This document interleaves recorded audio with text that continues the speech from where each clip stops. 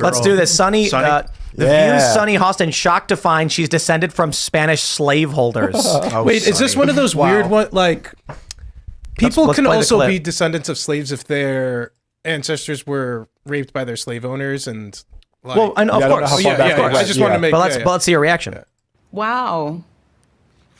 I'm a little bit in shock. I just always thought of myself as Puerto Rican, half Puerto Rican. I didn't think I was, my family was originally from Spain and slaveholders. Yeah. So how are you feeling, my friend? I think it's actually pretty interesting that my husband and I have shared roots. Yeah. So I do appreciate that. Because you married a slave I think it's owner. great for our children. Descendant.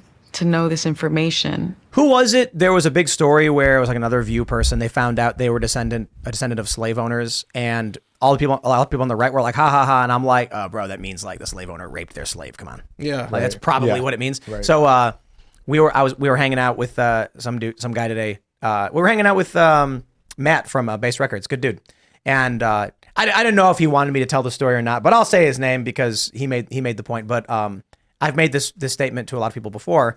When it comes up to my ethnic background and being part Korean, I'm like, well, I'm I'm part Korean but a little bit Japanese. Like, my mom's 40% Korean, 10% Japanese. Everyone goes, ooh, because you know what that means. Yeah, that's some crazy. It's not a Romeo and Juliet Japanese guy being like, I don't care what my family thinks. I love you too. It's more like burn the house down and take the women kind of thing. You know what I mean? That still causes tensions in South Korea and Japan to this day. Oh, too. dude, It's they're not both. even, The South Koreans are totally ethno-supremacists. Yeah. Well, many people in those. But I mean, like, South Koreans, the younger generation is moving away from it, but they are very ethno-supremacist. There's a famous clip now of from what's it? I think it's called Bad Friends with Andrew Santino and Bobby Lee, right? And then he's like saying, "Oh, Koreans never did slavery, or whatever," and they fact check him, and it turns out Koreans had slavery for like over 1,000 years. No, but slavery, which is Bobby crazy. Lee constantly talks about how racist they are. I know, yeah, of course. But they were just pointing out the fact that like that's the reality is that racism has been around way longer, and slavery's been around way longer than just suddenly in the 1800s in the U.S. And everyone always gets that. They're wrong. also a very patriarchal society. Extremely, very patriarchal. Yeah. Koreans, yeah. Yeah, they're mostly Korean supremacist. Yeah. They believe that they are the best superior race on the planet, and they have no problem telling you that. And they're like, they call it the Korean Nobi system, which is commonly associated with slavery and social hierarchy in pre-modern Korea. Yeah. And for people, the Japanese and Koreans who should be allies geopolitically right now, especially considering what's going on with China, still beef with one another over the conflict the actions of the Imperial World Army War in II. Japan. Yes, Yeah. so-called. Who they still revere over in Japan, but we don't need to shit on our allies now. When I went to South Korea, I went to this museum where I learned about a great general, a naval general, and it was really hilarious because each like room you walked through depicted a great victory. But the funny thing I noticed was every great victory, the size of the Navy was getting smaller. And so it's like in the first one, there's these big fleets, and it's like the great general routed the Japanese and forced their ships off. And I was like, wow. I walk in the next room, and then it's like facing insurmountable odds. He was able to drive back the Japanese forces with a small force, and I was like, interesting. And then finally in the end, it's like him and like a small handful of guys. And I was like, you mean to tell me like he was losing the whole time? Right. It's a nice way of putting it. Right. Yeah. But they like highlight diorama. the great stories of his successes, like fair point, but it was an attrition. So yeah, sometimes a retreat can be what you call successful. If the enemy loses more than you lose in the retreat, that's a successful retreat. Dude, we have where was this in New Jersey, I think. There's the I forgot what the name of the park is, but they've got the story of, I think it's Mercer. I can't remember the guy's name.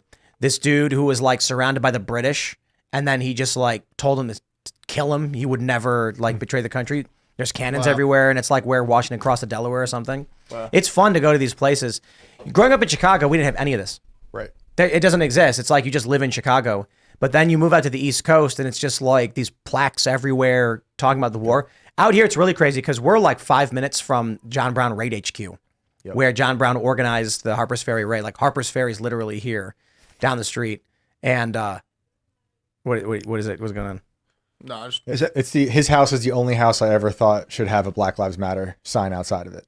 Like, right. That one actually makes sense. But he tried to trigger a slave revolt, and they wouldn't do it. Yeah. Yeah, they were like, nah, get out of here. First man hung by the state For treason. for treason. Was he first? Yeah. I feel like he was first. John Or Brown. they ban him from the ballot. What's funny is president. the local casino, this is kind of wild. The local casino has their $25 chips at Charlestown has John Brown. Some of them have John Brown on it. And I'm like, it's kind of wild because, like, depending on who wins the war, the most vile and despicable people will be heralded as heroes. Sherman. Sherman's just another version of Brown, but on a larger scale.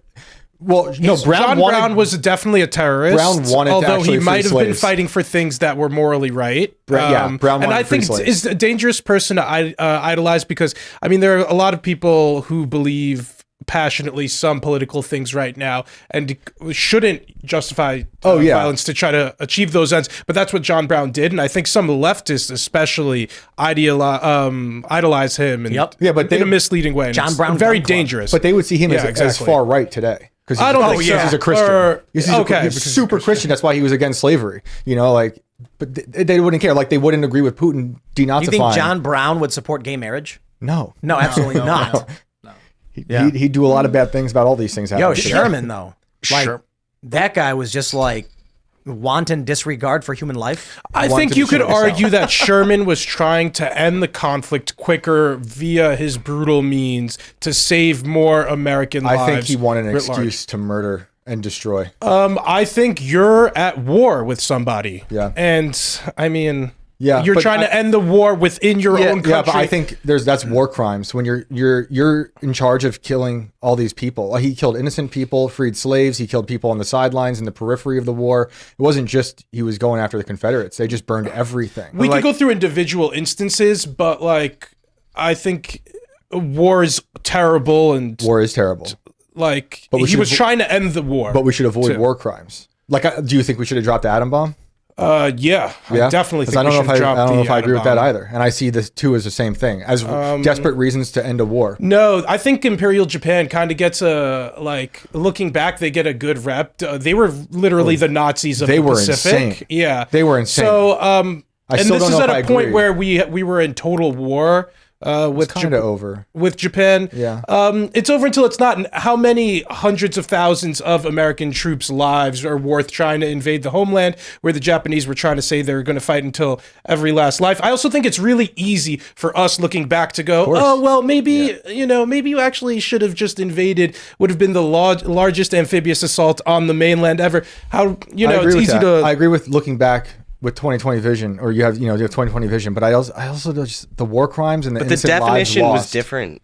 Is there any war where there aren't any war crimes, though? I feel like we can say that every time for every side. I'm sure the Confederates committed war crimes. I'm too lazy to look into them. What were considered war crimes back then? Well, you could look at Were the Geneva Conventions? Yeah, did they have? Nope. Geneva. No, there were no war crimes back. I mean, there's still ethically and morally war crimes. I'm spacing right now. Who had Anderson Prison? Was that the north or the south? Andersonville. Was that the north or the Dude, south? that movie is Was so the good. South. South. That was South. That's my Prison, favorite right? Civil War movie, probably. That was insane. I never saw the Holy- movie, but oh my- they yeah, were. there's It was, book too, It was yeah. kind of like a Unit 731 in Japan without all of the modern technology. Except for like the human vivisection and like experimentation. Right, they weren't dry freezing hands and shattering them, Yeah, but it it was was, so horrific. Also, Yeah. they So had the- literal slaves in the South.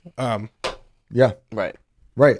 I still don't agree with everything Sherman did, and I don't agree with dropping totally. the bomb. Totally. And every war has I mean, not horrible that things. totally for the second part. You don't have to agree with every. I don't know anybody who I could agree with everything they did, but I think you could say Sherman helped end the war sooner than it would have otherwise. I feel like it's the same argument I'm using for Japan, actually.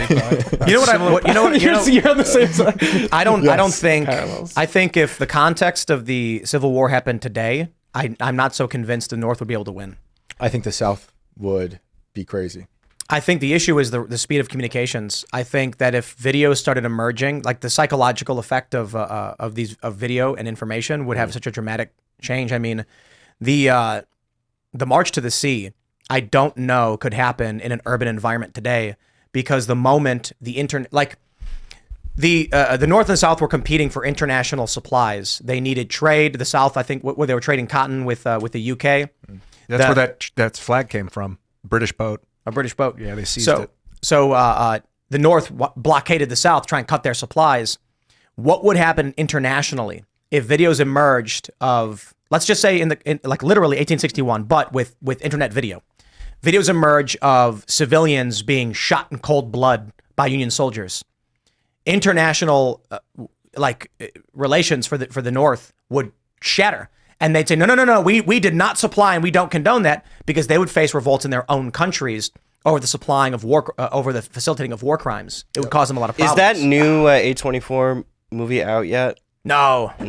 Tim, I think Do you it would think be that'll be interesting accurate? because I think there would be there could be clear video of war crimes happening, of whatever civil war would happen. There would still be people denying it. Probably. There would people be blaming the other side. Oh, they killed their own people. I'm just thinking about agree. the October 7th attack and the amount of gaslighting that will exist. Even if there was footage of people being slaughtered and killed, obviously people who were civilians, people don't care, and we're disgusting humans. You're right to a certain degree, but the October 7th attack has resulted in the left shattering. And you've got Michael Rappaport. This was his turn. He hates Trump. All of a sudden, he's wearing a Star of David, and he says, "What the is wrong with these people?" That's opened a door for him to start exploring more about what they're doing. And now he's like, the cops are being beaten.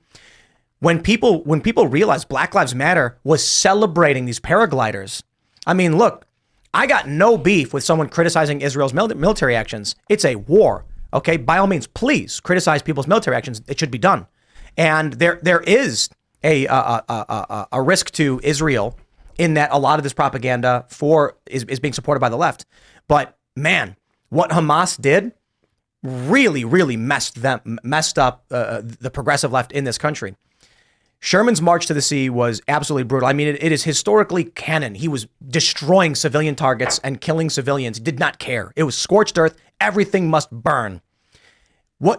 On that scale, the problem with the Confederates, one of the reasons they lost, they thought all they had to do was prove they had the military might and the fighting would stop. They did not realize the Union was going to burn their children and burn homes to the ground to win this. And not that I'm a fan of, what the Confederacy would have implemented. It's a good thing they lost, but holy crap. I'm not a fan of dropping nuclear bombs on Japan.